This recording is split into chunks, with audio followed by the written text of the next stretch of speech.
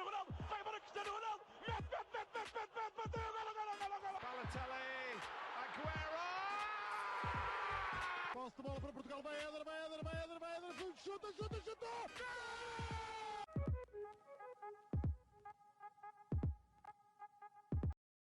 Olá a todos, bem-vindos a mais um episódio do podcast do Spanenka. Estamos aqui para o quarto episódio e eu estou acompanhado dos titularíssimos João Blanco e Miguel Rocha, que hoje está sem câmara por problemas técnicos. E então no episódio de hoje vamos abordar de forma leve e sem perder muito tempo o clássico de ontem, de sábado, entre o Futebol Clube do Porto e o Sporting, que terminou 3-0 para o Porto. Vamos abordar ali esse clássico e depois vamos passar para vamos aprofundar e vamos falar um bocadinho sobre a Liga 3, o projeto, as equipas principais. Vamos referir também o Belenenses Académica, que também ocorreu nesta primeira jornada, na jornada de abertura da Liga 3. E vamos terminar com a rúbrica de sempre. Portanto, começando com o clássico, perguntava já, começar pelo Rocha, que está a defender o Porto, que era o clube da casa e o vencedor. Faz uma breve análise e já agora comenta o 11 inicial, o 11 titular, se achas que foi um bom 11, se mudarias alguma coisa. Bem, antes de mais, olá a todos e peço desculpa por estar sem câmara, mas estou em terras de nuestros hermanos e digamos que o Wi-Fi aqui parece não é muito bom. Mas sobre o clássico, primeiro que tudo surpreendeu e muito, e acho que a toda a gente, a entrada do Bruno Costa para o 11, um jogador que nas duas primeiras jornadas da Liga ainda não tinha feito nenhum minutos, mesmo na Supertaça, acho que entrou já no fim do jogo e portanto acabou por ser uma grande surpresa ele estar no 11 inicial, tendo em conta que obviamente o Luís estava lesionado, mas ainda assim mesmo o próprio Eustáquio chegou a ter mais minutos nesta equipa do Porto do que o Bruno Costa, ou até mesmo a saída do Danny Loader, a sua permanência poderia ter feito com que o Bruno Costa não fosse titular. Sérgio Conceição optou por introduzir Bruno Costa e Otávio. O Otávio já se esperava, obviamente. E fez ali outra vez com o PP o que quer dele. Ele depois no fim do jogo falou sobre isso. É um jogador que é muito inteligente e consegue jogar em várias posições.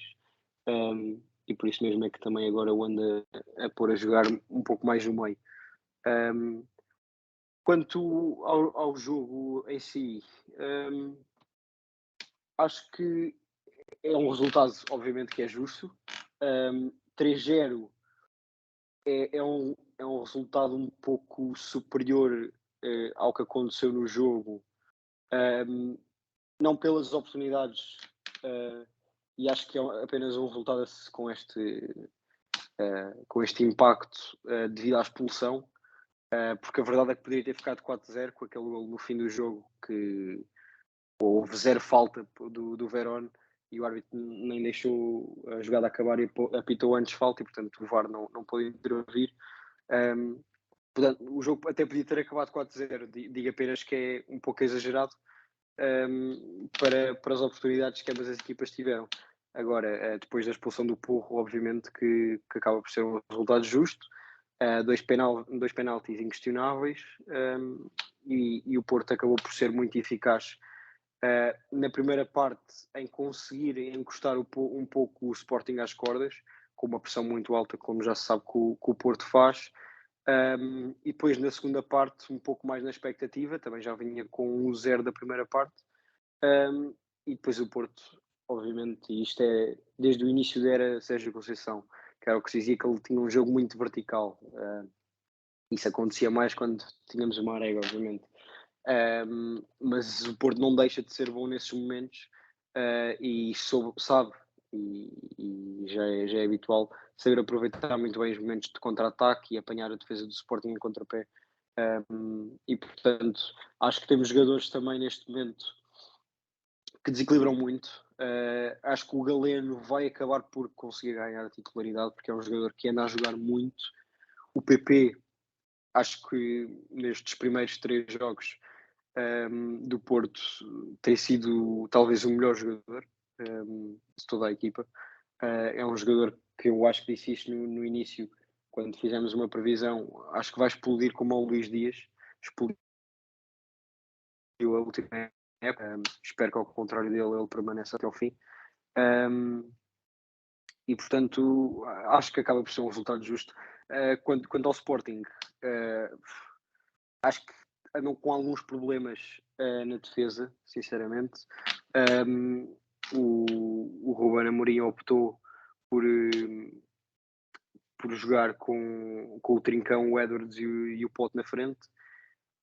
O Edwards e o Trincão, jogadores um pouco semelhantes. O Pote, acredito que vai voltar à forma que teve na sua primeira época no Sporting, em que foi o melhor marcador, se não me engano. E depois no meio campo, sinceramente, acho que não é muito compatível, a meu ver, Morita e o Ugarte jogarem juntos. Só que a questão é, o Morita é um jogador que, por muita técnica que tenha, por muita visão que tenha, por muito bom passe que tenha, é um jogador que apenas, pelo menos é o que eu acho, faz isso apenas numa fase do jogo demasiado recuada. Ou seja, na minha opinião, o Sporting, com a saída do Mateus Nunes, ficou sem um jogador que toma essas decisões no último terço do terreno. Ou seja, um passo a cortar completamente a defesa. Acho que o Morita não é um jogador desses, por muita técnica que tenha, que acho que nesse campo do jogo, da visão, é superior ao Ugarte. E pronto, já sabe, o Ugarte é um jogador mais destrutivo, como era Palhinha, embora com um pouco mais técnica, o Palhinha mais forte, mais alto. Mas ainda assim, acho que o Sporting tem de encontrar outra solução para este meio campo. Acredito eu que falta essa ligação do segundo para o último terço do terreno. E é isso. Ok. Antes de comentar, fazer o meu comentário ao que tu disseste, Blanco, faço-te exatamente a mesma pergunta. O que achaste do jogo? O que achaste das equipas titulares? Bem, olá a todos, em primeiro lugar. Dizer para terem calma com o Gil, que é a estreia dele, moderar-se, e o homem pode estar um bocadinho mais nervoso. E, eu acho que não há grande coisa a analisar sobre este 11, pá, porque o 11, eu num jogo do Dragão por Nuno Santos a titular, porque em primeiro lugar joga praticamente sempre bem contra o Porto, e também tem aquela garra que qualquer equipa precisa de ter num clássico. Portanto, só que depois eu compreendo que o Ruben Amorim também, se calhar, tenha querido fechar um pouco mais a equipa, também com receio do meio campo não ter rotinas ainda. Portanto, apostou no Neto no trio de centrais e meteu o Mateus Reis na ala. Mas eu punha o Nuno Santos, nem que fosse não usar o Morita, baixar o pote e meter o Nuno Santos a extremo. Mas é o meu único apontamento, porque melhor do que isto, o que se tem, não dá muito mais para fazer. Porque o Sporting, lá está, neste mercado saíram peças importantes, vieram jogadores para substituir algumas ou para dar a suposta profundidade ao plantel, mas também saíram uma catrefada de jogadores importantes e que também davam profundidade, ou seja, por exemplo o Tabata, que não era importante, mas dava profundidade, e eu contava bastante para o Ruben Amorim. Portanto, estamos com um plantel ainda mais incompleto do que aquele que era no início da pré-época. E ter isso e ter uma saída tão importante de um jogador como é o Mateus Nunes a meio de uma semana pré-clássico, obviamente que vai dar nisto, que é, temos um 11 titular aceitável, claramente pior do que o do ano passado, mas aceitável. Banco não existe. O que mexeu mais com o jogo quando entrou é o Fataú, que é um miúdo de 18 anos, lançá-lo assim às feras, não acho que seja a melhor das ideias. Portanto, no banco temos o Franco Israel, que pronto, guarda-redes suplente, ok. Nuno Santos, certo, provas dadas no Sporting. Rochinha, provas dadas no Vitória. Santos Justo, que está preso por agravos e que só consegue jogar 10 minutos a cada jogo. apesar de, e lá está, foi um grande investimento, e o resto são miúdos. Se olhamos para o Banco do Porto, tinha lá David Carmo e André Franco. Ó Blanco, estás-te a esquecer do grande Ricardo Gaio. Ah, obrigado. Eu tento tirar esse nome da minha cabeça. Mas sim, pronto, e os gajos, também não é assim uma grande alternativa. Portanto, obviamente estou muito chateado com o jogo de ontem, porque o Sporting não jogou a ponta de um chavalho. O Porto jogou infinitamente melhor. Está bem, quando o Mourinho disse que o jogo foi equilibrado e que em termos de oportunidades, se calhar o Sporting teve mais. Mas é assim, as oportunidades do Sporting surgem ou em desconcentrações do Porto, ou em momentos muito específicos do jogo. Ou seja, aquelas duas para as duas grandes defesas do Diogo Costa, no momento em que o Porto adormece pós-golo. Ou seja, o Sporting só consegue jogar bem quando o Porto está adormecido. É isso que me estão a tentar dizer. Pá, eu acho que isso não é bem um sistema. Depois, aquela oportunidade do Morita ao poste também foi a única vez na primeira parte, enquanto ainda estava 0-0. Lá está. Portanto, na primeira parte, o Sporting tem um momento assim aleatório em que a bola vai ao poste e depois só consegue ser outra vez perigoso quando o Porto adormece por estar confortável por ter marcado um gol. Epá, isto para mim não é jogar bem, para mim não é discutir o resultado. Obviamente que o Porto jogou melhor, que mereceu a vitória, e isto só prova, obviamente, que eu acho que lá está, o Amorim neste momento para mim, tal como eu digo que o Sérgio Conceição é santo por todos os anos lhe tirarem as armas e ele continuar ali a fazer o Porto jogar bem, o Ruben Amorim é um santo por não ter saído logo no ano do título e ter querido continuar com o projeto e agora estar a tentar ser queimado por alguém superior. E eu, pelo menos no caso dele, saía do clube o mais rápido possível antes de ter a carreira queimada, tanto para os adeptos como para possíveis futuros clubes. Amorim está a ser santo mais uma vez e por isso obrigado. Não se fazem omeletes sem ovos. Portanto, o Porto jogou melhor, jogou. O Sporting jogou mal, mas também não tinha armas para fazer melhor.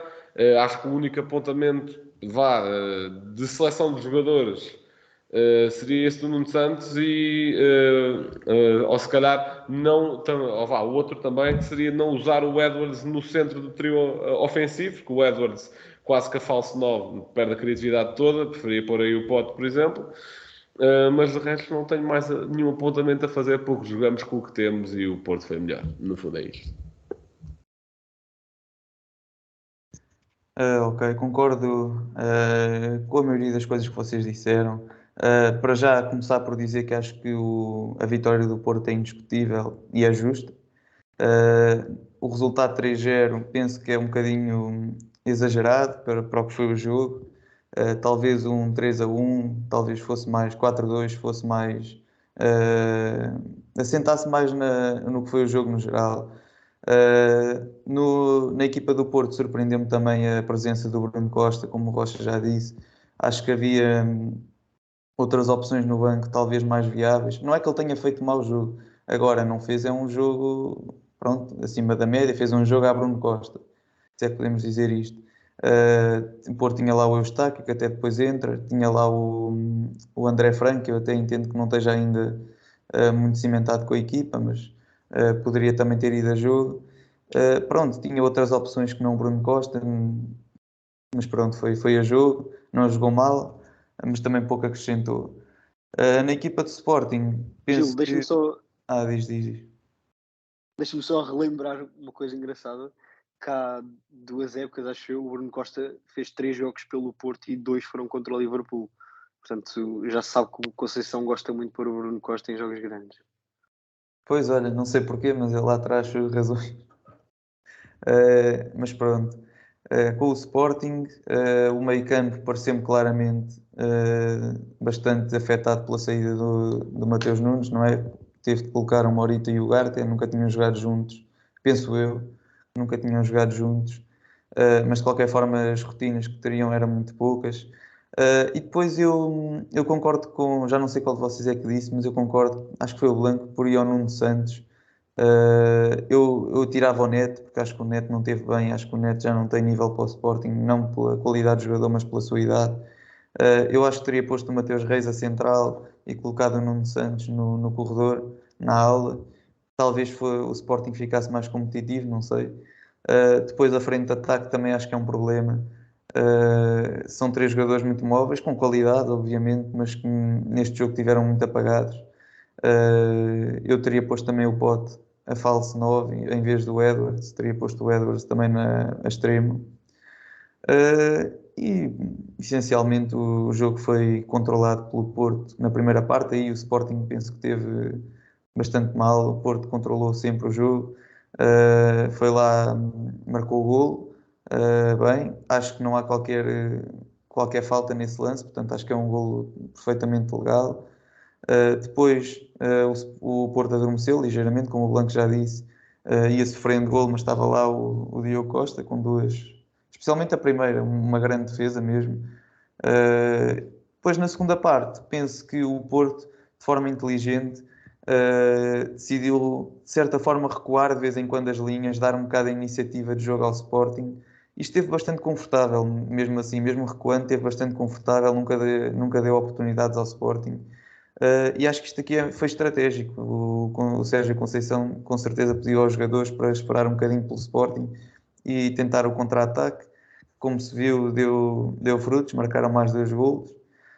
Aproveito para dizer também já aqui que os golos são penalti totalmente indiscutíveis, como o Rocha referiu, não há grande dúvida. Um corte em cima da linha de golo com a mão e depois acho que foi o Adam que atropelou o já nem sei quem, o Ivan Nilsson. Não foi o Ivan Nilsson, foi o Galeno, sim, exatamente. Portanto, pronto, foram 2 penaltis indiscutíveis. Mas especialmente no lance do primeiro penalti, do segundo gol do Porto, acho que a defesa do Sporting teve um pouco displicente, especialmente nesse lance. E essencialmente é isto. Referi também que a qualidade dos 2 bancos penso que é totalmente diferente. Temos no banco do Porto David Carmo, Gabriel Verón, Galeno, Cláudio Ramos, Dani Loader, André Franco, Vendel, Tony Martínez e o Eustáquio. Depois no banco do Sporting temos o Santos Justo, o Nuno Santos, o Israel, o Rochinha, o Gaio, o Nazinho, o Mateus Fernandes e o Ribeiro. Pronto, acho que o Sporting tinha mais nomes das equipas dos escalões abaixo. O banco do Porto parece-me consideravelmente melhor e acho que isso acaba sempre por ter alguma influência no jogo. Falar de arbitragem, se calhar não vamos perder muito tempo, porque acho que a arbitragem foi no geral boa. Houve, quanto muito, 2 lances de dúvida. Um lance em que há um possível penalti sobre o Marcos Edwards, acho que é do Marcano. O Edwards passa, pronto, dribla o Marcano e ele dá-lhe um encontrão. Pronto, é um lance de dúvida. E depois aquele tal quarto golo que o Rocha também já tinha falado. Eu acho que esse aí não há falta nenhuma, é claramente golo, mas pronto, o árbitro apitou antes da bola entrar na baliza, o vídeo-árbitro não pode atuar. Quanto ao possível penalti, na minha opinião é dúbio. Eu talvez a considerasse penalti, mas pronto, penso que não é claro. Acho que o vídeo-árbitro não devia intervir nessa situação. Blanco, o que é que achaste destes 2 lances, rapidamente? Eu provavelmente teria a mesma interpretação, pelo menos do árbitro. O vídeo-árbitro já é um caso diferente. Quer dizer, provavelmente no lance do Verón se calhar deixava a jogada correr um pouco mais, mas acho que não é. Acho que o jogo de ontem não se caracteriza pela arbitragem. Acho que o árbitro teve bem, o Nuno Almeida, se não me engano. E lá está, eu acho que faltam mais árbitros que não querem ser protagonistas, o que o Nuno Almeida não quis ser, ao contrário do que, por exemplo, foi João Pinheiro no jogo no Dragão ano passado. E acho que Nuno Almeida não foi, acho que fazem falta mais árbitros que não queiram ser também. Rocha, só se quiseres comentar o primeiro lance de possível penalti, que o outro já comentaste. Acho que não é penalti, acho que é um contacto normal. E concordo que o Nuno Almeida também não quis ser assim grande protagonista e também não andou assim a distribuir muitos cartões. Portanto, foi competente, que é o que se pede aos árbitros. É isso, concordo com vocês. Nuno Almeida fez uma boa arbitragem, não estava nervoso, muito pelo contrário, tentava sempre era acalmar os ânimos, não distribuindo logo amarelos, mas falando com os jogadores. Acho que precisamos de mais arbitragens destas, não me digo árbitros destes, mas pelo menos arbitragens destas. Precisamos mais, especialmente nos clássicos. Também é de ressaltar que desta vez, felizmente, o jogo decorreu sem grandes escaramuças, sem grandes problemas. Claro que é sempre um derby, é sempre um clássico, há sempre algumas situações, mas há que ressaltar que foi um jogo mais ou menos tranquilo e deveriam ser mais ou menos assim todos os derbys, mais futebol e menos espetáculo. Vamos agora falar então da Liga 3, que é o principal tema aqui do nosso episódio hoje. Vou começar por vos dizer que a Liga 3 é um projeto bastante recente. Este é o segundo ano, portanto começou ontem ou anteontem a primeira jornada. E para aqueles que não sabem, como eu também não sabia antes deste episódio, o processo de seleção dos campeões e de quem sobe à segunda liga é um pouco confuso. Eu vou tentar esclarecê-lo o melhor possível para todos. Então, há duas séries aqui envolvidas, cada série com 12 equipas. Portanto, essas equipas jogam entre si e ao final de um certo número de jornadas, as 4 melhores equipas de cada série são apuradas para 2 grupos e esses 2 grupos são sorteados com equipas das 2 séries, ou seja, 4 equipas de cada série são sorteadas ao calhas em 2 grupos e então ficam cada grupo com 4 equipas que foram sorteadas ao calhas. E depois desses 2 grupos estarem formados, é então feita 6 jornadas para os 2 grupos, as equipas jogam e os vencedores desses 2 grupos jogam entre si para decidir qual deles é o campeão e pronto, ganhar é o campeão, essa equipa sobe logo à segunda liga. E depois o segundo lugar de cada grupo joga entre si também e a equipa que ganhar esse segundo lugar, a equipa que ganhar esse jogo disputa um play-off com uma equipa da segunda liga e quem ganhar esse play-off sobe também à segunda liga. Portanto, espero que tenham compreendido. Isto aqui é um procedimento um pouco mais confuso. Só para dizer que, Sim. não sei se ficou claro, Rocha, se quiseres corrigir-me, nessa tal final, as 2 equipas que jogam já estão apuradas para a segunda liga, jogam entre si só para ver quem é que é o campeão. Exatamente, os primeiros lugares de cada grupo. Pronto. Portanto, Blanco, queres comentar aqui a importância da terceira liga para o crescimento dos jogadores jovens, se calhar das equipas sub-23, de várias equipas? E pronto, faz um comentário. Não, obviamente que a Liga 3 pode ajudar no desenvolvimento do futebol jovem, na medida em que, obviamente, que para equipas sub-23 temos a Liga Revelação, só que em muitos parâmetros a Liga Revelação é limitativa, se calhar não consegue ser tão equiparável ao contexto competitivo sénior. E a Liga 3 pode ajudar na medida em que estão lá algumas equipas B, como a do Vitória, como a do Braga, por exemplo, onde que podem passar os seus jogadores da equipa sub-23 para aí, ou até mesmo outro qualquer clube que tenha jogadores na Liga Revelação emprestar a um clube da Liga 3. Acho mesmo que o melhor crédito que podemos dar à criação desta competição e à federação, que foi a federação que criou esta competição, é haver um desnível muito menor agora entre o Campeonato de Portugal e a segunda liga, porque antes era direto, era Campeonato de Portugal, segunda liga, não havia nenhum patamar intermédio e se calhar muitas vezes as equipas do Campeonato de Portugal chegavam à segunda liga e ficavam um bocadinho atarantados. Agora na Liga 3 e depois no Campeonato de Portugal também podia acontecer, como as equipas eram muito boas e outras eram muito más. Apesar daquilo também está dividido por várias séries, 6 se não me engano.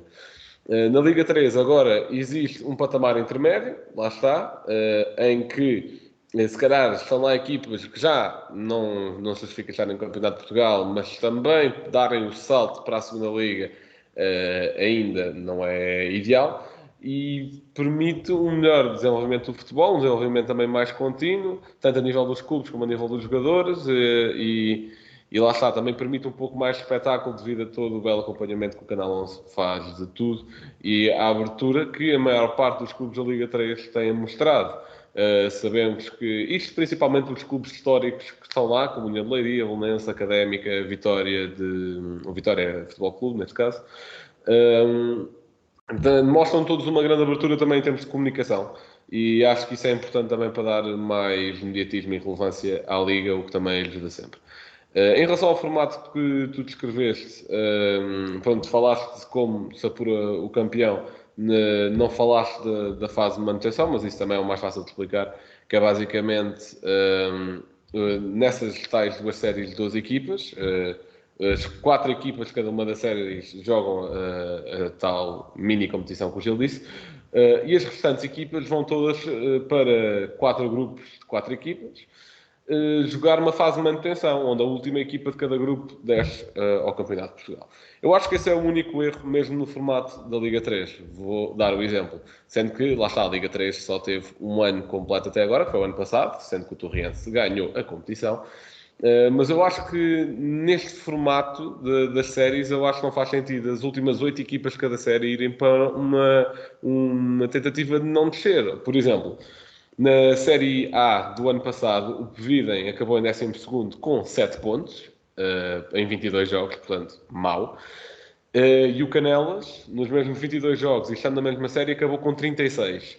Isso deixou-os exatamente na mesma circunstância para a fase de manutenção. Ou seja, o Canelas acabou em 5º, na igualdade pontual com o Vitória B, que foi jogar a tal competição para ver se ganhava ou se subia, pelo menos, de divisão. O Canelas, acabando em 5º, vai tentar não descer naqueles tais grupos.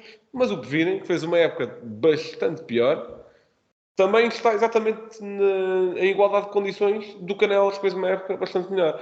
Portanto, parece que para as equipas que não têm ambições de subir, basta fazer serviços mínimos ou quase que para a época até março, que acho que é quando começa a outra fase, e basta fazer uns 6 bons jogos e mantém-se e está bom. E acho que é a única falha neste formato, mas digam-me depois também a vossa opinião. Blanco, respondendo à tua pergunta diretamente, acho que tens toda a razão. Parece-me, se calhar, um pouco injusto uma equipa que jogue entre as 12 fique em último lugar e depois essa outra equipa que também joga entre essas 12 que fica em quinto lugar poderem ter a mesma hipótese de descerem, de caírem para o Campeonato de Portugal. Parece-me realmente uma situação injusta que poderá ser resolvida e deixamos isso ao cargo da Federação Portuguesa de Futebol. Uma dica. Rocha, e tu o que é que achas da criação da Liga 3 e da sua importância para a revelação de camadas jovens e dos miúdos mais novos? Sim. Eu concordo. Acho que é uma evolução nas etapas de formação que era necessária. Uma adaptação às competições séniores na Liga 3 é muito mais fácil do que numa segunda liga. E ao mesmo tempo é um intermédio porque não joga um campeonato de Portugal, que é um campeonato que numa primeira fase ou seja, a diferença é demasiado grande entre o campeonato de Portugal e a segunda liga. Seria há uns anos atrás. E a Liga 3 vem a mudar isso. Acho que torna com que os jogadores que vêm do sub-19 tenham uma adaptação ao futebol sénior muito superior e muito melhor, obviamente. E portanto, acho que, e já agora posso dizer que tenho um amigo que é da nossa idade, ou seja, em 2003, subiu aos séniores do Belenenses, precisamente, estreou-se este fim de semana. E vejo o quanto ele trabalha também para jogar nessa equipa, e acho que a adaptação é muito mais fácil jogando numa Liga 3 do que no caso do Belenenses. Por acaso subiu em vez do Cova da Piedade, que acabou por ser uma felicidade, mas mesmo para uma segunda liga seria muito mais difícil. E portanto é um projeto com as ambições certas. Quanto ao formato, concordo, e o que mudaria era provavelmente ter, ou seja, entre o grupo que disputa a subida e o grupo que disputa a descida, ter 2, 3 clubes em que não nos acontecia nada. Agora, a questão é que muitos desses clubes ficariam sem campeonato, e acho que essa também é uma das razões para a continuidade do grupo de subida e grupo de descida. Porque lá está, são quê? São 12 equipas, se não me engano, em cada grupo, e portanto jogarem umas contra as outras não tem o tempo que um campeonato normal costuma ter, e portanto requer uma continuidade após uma fase de grupos, digamos assim. Mas eu diria que seria meio para brincar, no fundo, mas poderia existir, lá está, este grupo de promoção, os primeiros 4, depois os últimos 4 são um grupo de despromoção, e os 4, ou seja, do 5º ao 8º, jogariam entre si dos 2 grupos, e não sei, talvez, por exemplo, seria uma ideia, dando alguma vantagem para a Taça de Portugal, ou algo do género. É uma ideia. Não sei bem o que se poderia fazer com esses 4 de cada grupo, mas é um projeto que, obviamente, isso acontece com todos. Poxa, já agora, só para dar uma sugestão. Por acaso gostei da tua ideia para a Taça de Portugal. Tu és mais, se calhar, ligado ao lado desportivo do que eu. Porque logo a minha primeira ideia era o que é que se calhar que os clubes desta divisão precisam mais de dinheiro.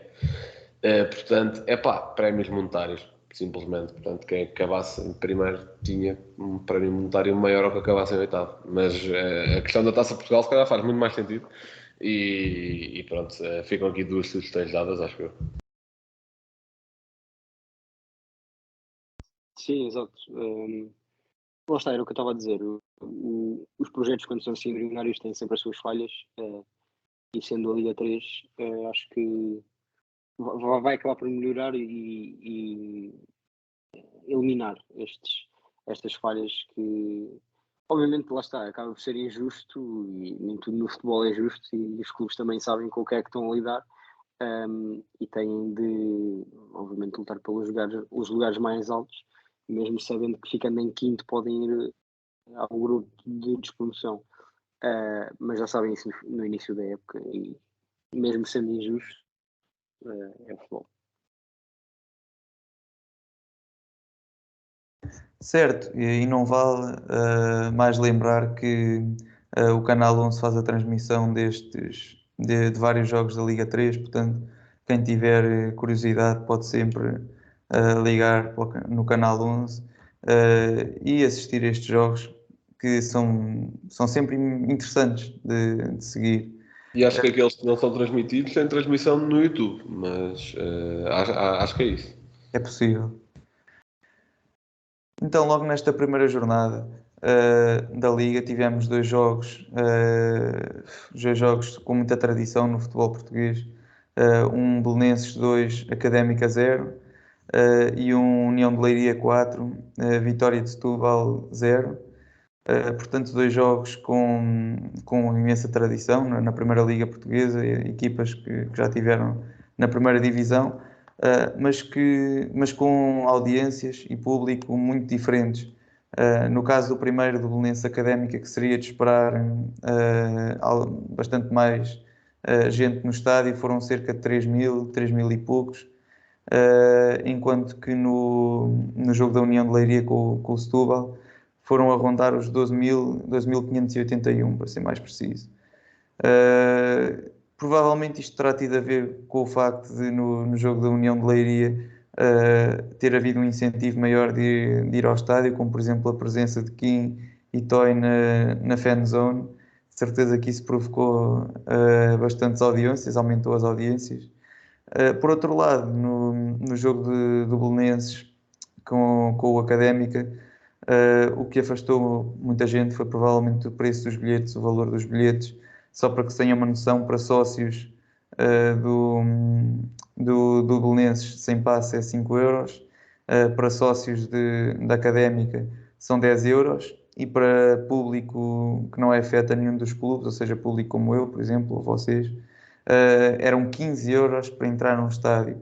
E para mim faz-me um bocado de confusão, 15 euros para um jogo da Liga 3, está bem que é um Belenenses Académica, mas mesmo assim não me parece que faça qualquer sentido.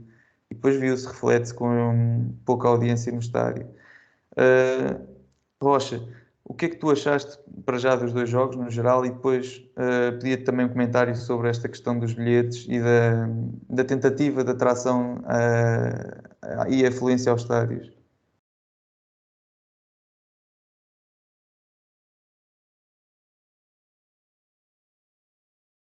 Bem, quanto ao União de Leiria-Setúbal, digo já que não vi o jogo, mas é obviamente saudar a prioridade que dão aos adeptos e o preço dos bilhetes também, obviamente, tem de ter em conta que é a Liga 3 e embora sendo equipas que já estiveram na primeira divisão, já não estão e têm de ter isso em conta nos seus preços.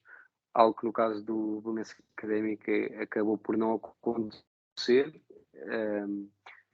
Quiseram também, se calhar, tentar ter a sua maior audiência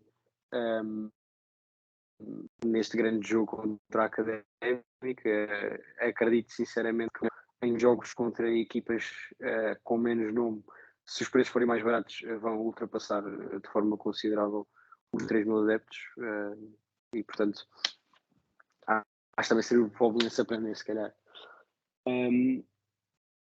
Quanto ao jogo em si do Belenenses Académica, que foi o único que vi em algumas partes, acho que a Académica acabou por ser penalizada, obviamente, pela expulsão ainda na primeira parte do guarda-redes. E o Belenenses, que já está a ganhar 1-0 antes dessa expulsão, que pratica um bom futebol, é uma boa equipa. Espero que consigam mesmo lutar pela subida à segunda liga. Depois da segunda parte acabaram por puxar o resultado logo no início e depois foi mais controlado o jogo, a jogar com mais um. Acho que acabou por ser um jogo um pouco tranquilo para o Belenenses, também depois dessa expulsão à Académica, que apesar de ter tido oportunidades e até teve um gol anulado, pensou por fora de jogo, pronto, lá está, acabou por ser penalizada e com 10 é sempre muito mais difícil.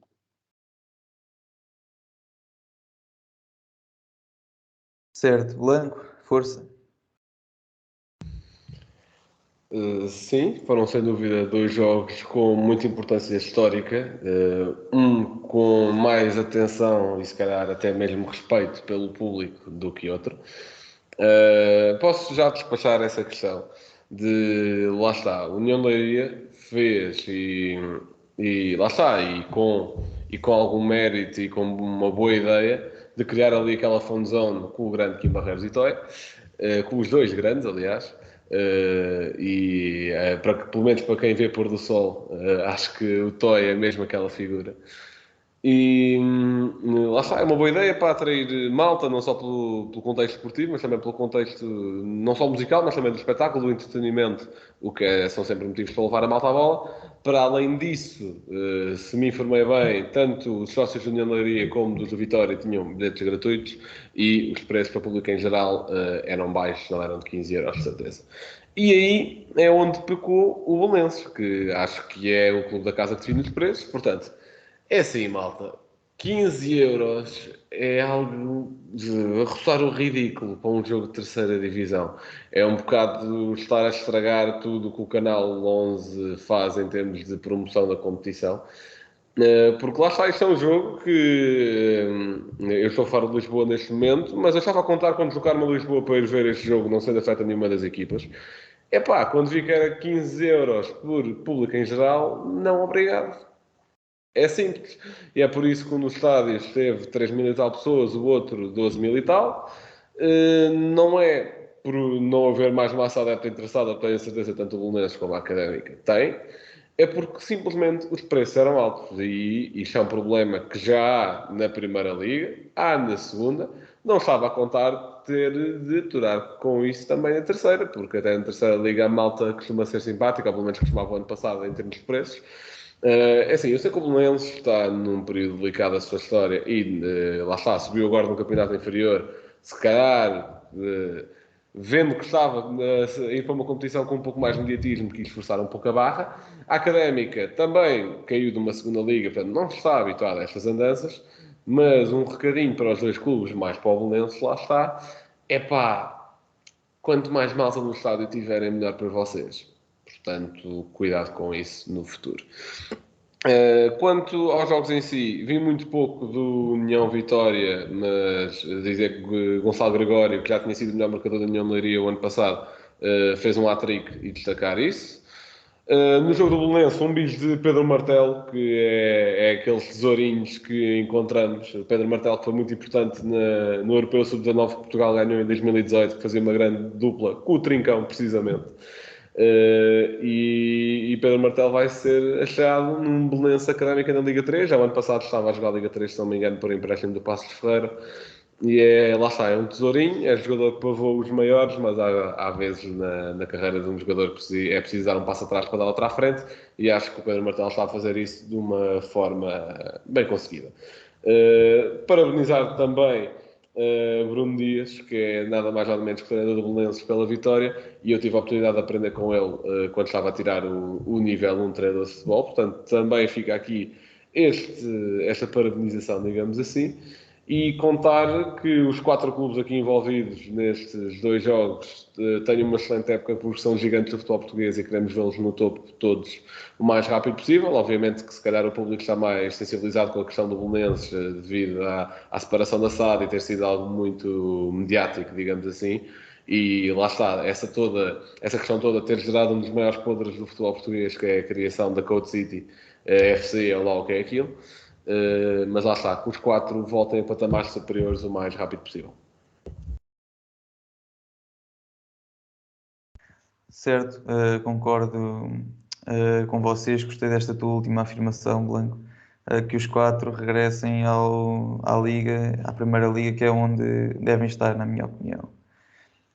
E desta forma avançamos para as nossas rubricas finais. Rocha, se quiseres passar a bola ao Blanco. Claro que sim, Blanco, força o teu facto de hoje. Bem, o meu facto de hoje é motivado por um episódio, obviamente, delicado e um pouco triste. Aliás, bastante triste, mas pouco porque já deu notícias e acho que já está mais ou menos estável, que é Paulo Futre, que hoje, domingo, noticiou-se que sofreu um AVC. Entretanto, já publicou nas redes sociais que está estável e que está a lutar contra aquilo, portanto, ainda bem. E o facto que eu trago é algo que se calhar não muitos adeptos do futebol português sabem. Obviamente que sabem que Paulo Futre é um dos melhores jogadores do futebol nacional de sempre, mas se calhar não sabem que chegou a ser segundo na Bola de Ouro e ainda é polémico o facto de ter perdido para Ruud Gullit em 87, ano em que o Porto vence a Taça dos Campeões Europeus. Nesse ano, Paulo Futre não tem números muito fora do comum, tem 15 golos e 2 assistências, sendo que 10 desses 15 foram marcados na Liga e só 2 na campanha na Taça dos Clubes Campeões Europeus. Pronto. Mas lá está, na altura não se dava tanta importância aos números na Bola de Ouro e destacar também esse grande feito que, apesar de não acabar em primeiro, acabou em segundo e é um grande feito também. E antes de existir Cristiano, numa altura em que ainda não existia Cristiano Ronaldo e que já não havia Eusébio no futebol profissional, Paulo Futre assumiu esse protagonismo de uma forma diferente. Também foi para um clube que na altura não tinha tanto mediatismo, que é o Atlético de Madrid. Mas que jogava muito à bola, é verdade, e as melhoras da minha parte, e acho que posso falar pelo painel todo, em como queremos que ele recupere rápido. Mas falta passar a bola ao Rocha para o seu momento cultural. Exato. Claro, falas por todos e já agora também deixar aqui uma palavra para o secretário, que também ainda se encontra internado. Teve uma homenagem até no Porto Sporting e também desejar daqui as melhoras.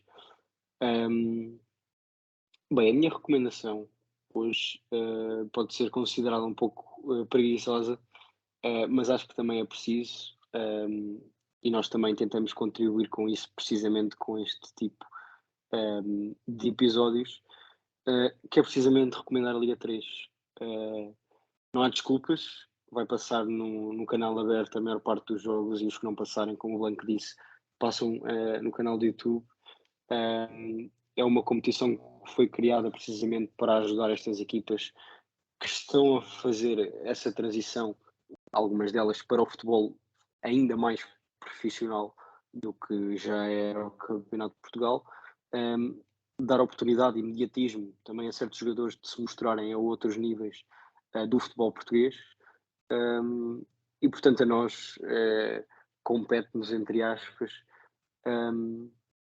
e também se calhar acaba por ser para os mais curiosos e mais numa perspectiva de scouting, se quiserem, ver estas equipas, porque há muitas equipas a jogar muito bom futebol nesta Liga 3, e portanto acho que até ao fim da época vai ser uma grande competição. Gil, o teu comentário semanal? Ora, gostava primeiro de deixar as melhoras ao Paulo Futre e também ao secretário, como o Rocha bem lembrou, deixar as melhoras também e votos de melhorias. O meu comentário esta semana vai ser à semelhança da semana passada, de um elemento da estrutura do Sporting. Podem estar aqui a achar estranho. Segunda semana seguida a falar. Só pensam em nós, é o que eu tenho a dizer. Ainda onde pensar que eu sou do Sporting, mas não, sou benfiquista, para que fique bem claro. Mas este é de Ruben Amorim, foi feito na conferência de imprensa da antevisão do jogo do Clássico. Foi o seguinte: o Tabata saiu para segurar o Mateus Nunes, não sou eu que vendo os jogadores. Essa pergunta não é para mim, desde o primeiro momento que disse que o Tabata tinha de ficar, mas não podia ficar com todos e sempre tive essa atenção na construção do plantel. Eu venho reforçar estas frases não no sentido da equipa de Sporting e do Clássico em si, mas sim do que é a nossa liga, que é uma liga extremamente exportadora e vendedora de jogadores, onde não dá para segurar, não dá para reter talentos de forma nenhuma. E enquanto não conseguirmos segurar esses talentos, enquanto não conseguirmos retê-los, acho que não vamos sair da posição em que estamos, que é a lutar com a Liga Holandesa e ali a lutar com a Liga Holandesa pelo quinto lugar, não, pelo sexto lugar, aliás, no ranking UEFA. Enquanto não conseguirmos ter mais dinheiro envolvido, acho que não vai dar para lutar e para entrar no top 5 de maneira nenhuma e para melhorar a liga. Já, por exemplo, se virmos esta semana que o Gil Vicente é goleado pelo AZ Alkmaar, vemos bem as diferenças das equipas que não são os três grandes, vá mais o Braga, na Europa. Portanto, muita coisa vai ter de mudar na liga para, se quisermos ser competitivos na Europa e dar uma melhor imagem. E pronto, terminamos assim mais um episódio. Gil, já agora, Diz, se puder Rocha. só comentar aqui uma coisa. Sim, sim. Só 2 apontamentos sobre isso. Sobre o que eu já tinha dito quando o Luís Dias saiu. Acho muito sinceramente que se Portugal, os portugueses, especialmente os três grandes que jogam Liga, conseguissem segurar os seus talentos facilmente e muito mais frequentemente, posso falar pelo Porto, chegaríamos a meias finais de Champions. Acho mesmo que com o nível de talento que os clubes portugueses conseguem encontrar, esse tipo de etapas seria muito mais frequente do que e que ultimamente no máximo e já agora também acabar por salientar ter sido a dizer isso, acho que foi a primeira vez que vi o Ruben Amorim a ser um pouco mais dissidente e mais crítico da direção.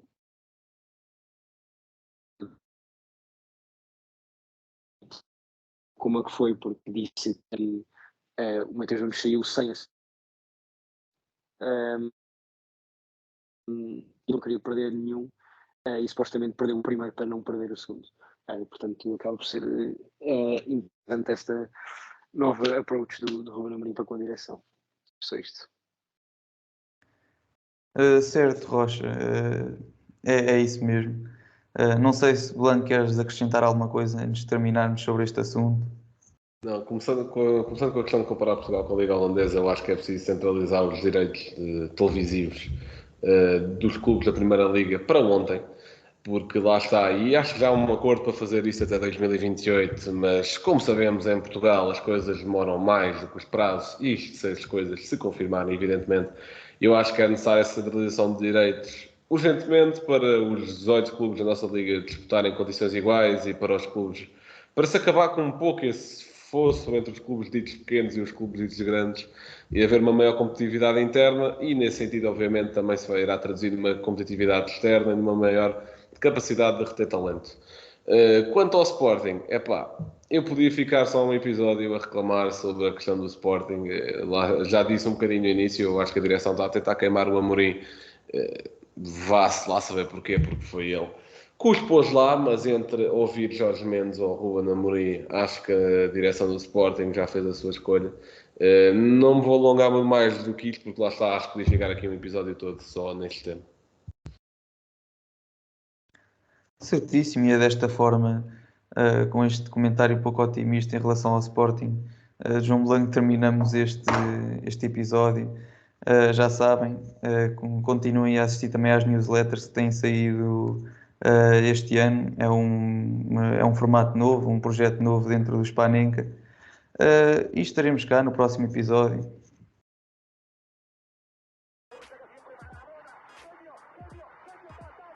Liverpool 3-0. Corner taken quickly. Origi. Está isolado Cristiano Ronaldo. Vai embora Cristiano Ronaldo. Mete. Bateu. Golo. Balotelli. Aguero. Posse de bola para Portugal. Vai Éder. Chuta.